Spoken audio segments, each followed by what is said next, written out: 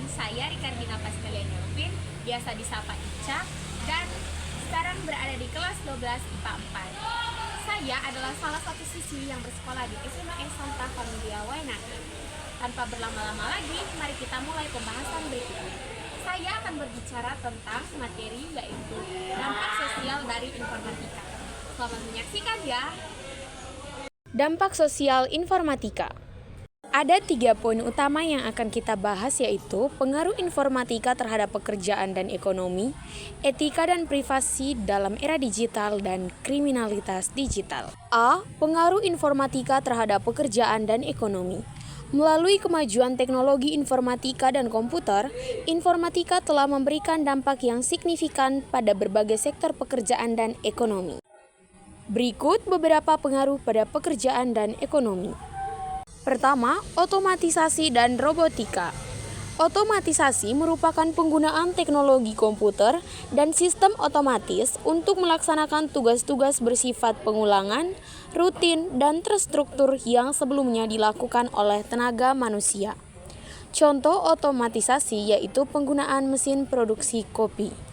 Lalu, robotika merupakan penggunaan robot fisik yang dilengkapi AI untuk melakukan tugas-tugas tertentu dalam berbagai sektor seperti manufaktur, logistik, pertanian, dan pelayanan kesehatan. Robot dapat digunakan untuk menggantikan pekerjaan manusia yang berbahaya, berat, atau beresiko mengancam keselamatan manusia. Yang kedua adalah artificial intelligence. Artificial intelligence atau AI adalah ilmu informatika yang mempelajari pengembangan mesin dan sistem komputer agar memiliki kemampuan berpikir layaknya manusia.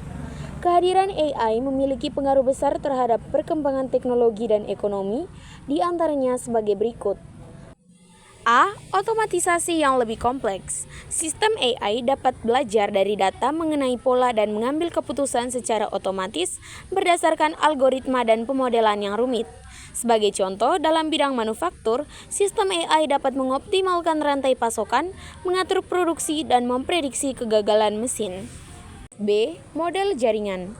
Dalam dunia industri, AI digunakan untuk melakukan analisis big data, pengambilan keputusan, pengenalan wajah dan suara, serta penerjemah bahasa. Mengimplementasikan AI dalam industri membuat pekerjaan manusia menjadi banyak digantikan, mulai dari pekerjaan sederhana hingga pekerjaan yang membutuhkan keterampilan kognitif tingkat tinggi, seperti di bidang hukum dan keuangan. C. Peningkatan produktivitas dan inovasi.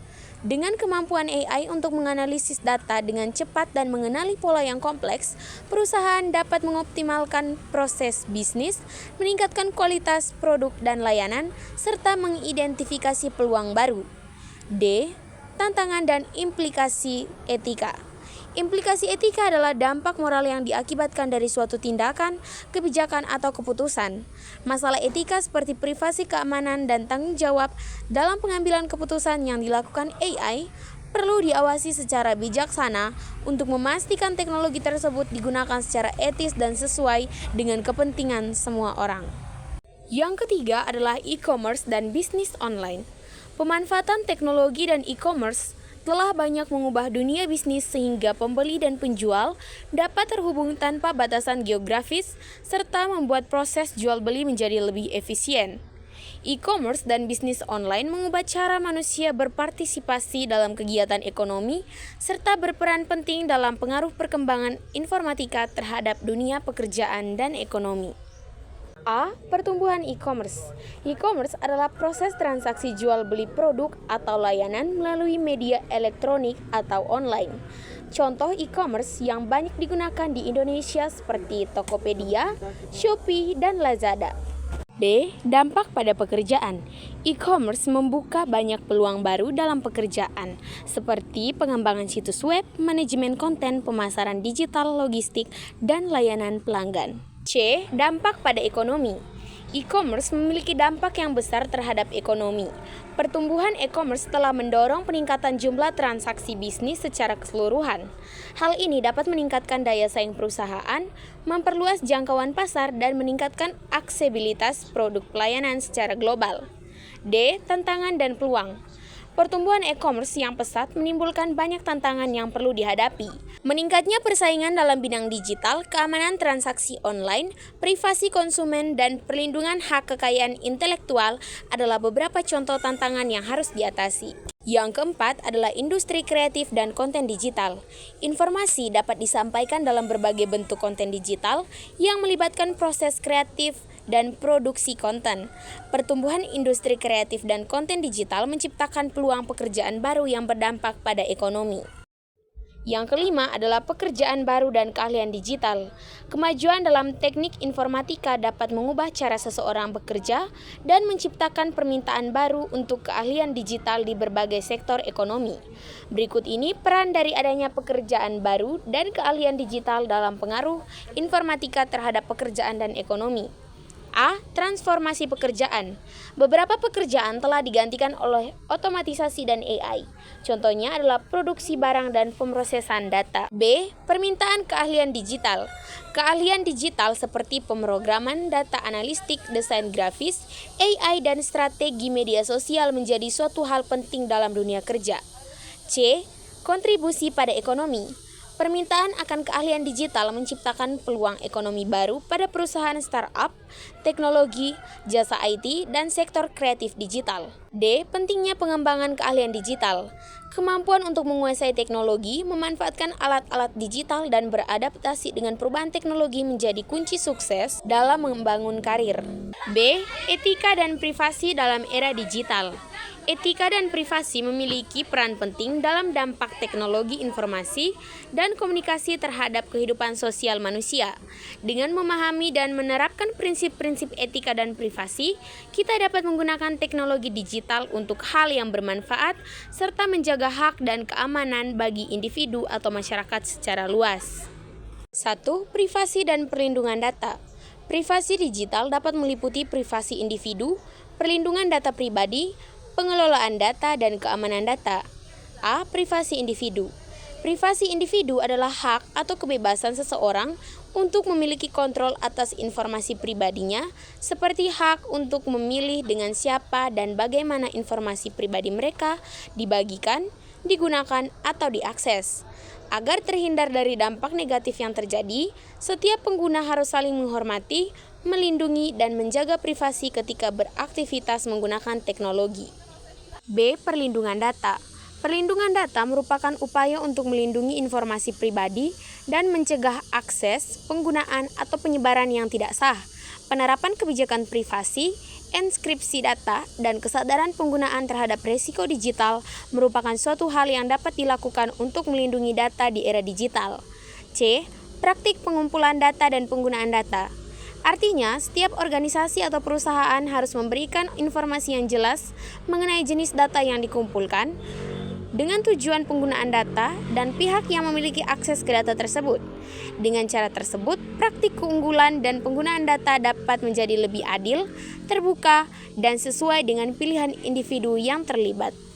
D. Keamanan data. Keamanan data adalah langkah-langkah yang dilakukan untuk melindungi data dari kerusakan, kehilangan, serta akses dan penggunaan yang tidak sah. Upaya untuk mengamankan data adalah dengan menerapkan enkripsi data, perlindungan jaringan, dan kebijakan keamanan yang tepat. 2. Etika penggunaan teknologi. Prinsip-prinsip etika perlu diperhatikan ketika kita menggunakan teknologi informasi dan komunikasi. Hal ini bertujuan untuk memastikan penggunaan teknologi dilakukan secara bertanggung jawab dan berdampak positif bagi individu, masyarakat, dan lingkungan. A. Tanggung jawab pengguna. Tanggung jawab pengguna dapat meliputi pemahaman teknologi, menjaga privasi dan keamanan data, penggunaan yang bertanggung jawab, penggunaan yang sah, etis, dan sesuai dengan hukum yang berlaku, pencegahan penyalahgunaan teknologi, penyebaran informasi palsu, pelecehan online atau aktivitas ilegal, serta pelaporan pelanggaran etika. B. Transparansi. Penyedia layanan digital harus memberikan informasi yang jelas dan mudah dimengerti kepada pengguna tentang cara penggunaan teknologi, tujuan penggunaan data, pihak yang dapat mengakses data, dan dampak yang ditimbulkan. C. Menghormati privasi. Setiap penggunaan teknologi harus menghormati privasi individu dan menghargai batasan-batasan dalam penggunaan data pribadi, serta menghindari pelanggaran privasi seperti pencurian data, pengawasan tanpa izin, dan penggunaan data tanpa persetujuan. D. Keadilan. Pengguna teknologi harus menghindari diskriminasi atau ketidaksetaraan dalam pemanfaatan teknologi, serta pengambilan keputusan terkait teknologi harus didasarkan pada kriteria yang objektif dan adil. E. Dampak sosial dan lingkungan. Penggunaan teknologi harus mempertimbangkan pilihan teknologi yang ramah lingkungan, mendukung keberlanjutan, dan mengurangi dampak negatif terhadap lingkungan. Yang ketiga, hak asasi manusia dan dampak sosial. Dalam era digital, hak asasi manusia merupakan hal penting yang perlu diperhatikan. Hak asasi digital dapat meliputi hak privasi online, kebebasan berpendapat dan berekspresi di platform digital, serta akses terhadap informasi. Yang ke-C adalah kriminalitas digital. Seiring perkembangan teknologi yang pesat, akses terhadap data dan informasi menjadi lebih mudah dan cepat. Hal ini dapat menyebabkan peningkatan resiko terjadinya kriminalitas secara digital, serta keamanan data dan informasi menjadi terancam. Adapun kriminalitas yang terjadi secara digital dapat berupa pelanggaran privasi dan penyalahgunaan data. Yang pertama adalah ancaman keamanan cyber. Berikut ini beberapa aktivitas yang mengancam keamanan cyber. A. Malware. Malware atau perangkat lunak berbahaya adalah software komputer yang digunakan untuk mengakses, mengambil, menghapus, dan memanipulasi data atau informasi tanpa izin. B. Hacking. Hacking merupakan aktivitas untuk mendapatkan akses yang tidak sah ke sistem komputer dengan tujuan mencuri data atau informasi. C. Distribute Denial of Service atau DDoS adalah aktivitas penyerangan sistem atau jaringan agar sumber daya sistem menjadi overload dengan cara mengirim permintaan yang terus berulang berisi virus atau kumpulan. D. Phishing adalah upaya untuk memperoleh informasi pribadi dengan cara menipu penggunanya menggunakan umpan seperti link, aplikasi, dan pesan. E. Man in the middle adalah aktivitas memasuki atau manipulasi komunikasi antara dua pihak yang berinteraksi. Yang kedua adalah pelanggaran privasi dan penyalahgunaan data. Berikut ini beberapa aktivitas yang termasuk dalam pelanggaran privasi dan penyalahgunaan data. A. Pencurian identitas. Pencurian identitas adalah aktivitas pengambilan informasi pribadi seseorang tanpa izin seperti nama, tanggal lahir, dan nomor KTP. B. Pencurian data keuangan.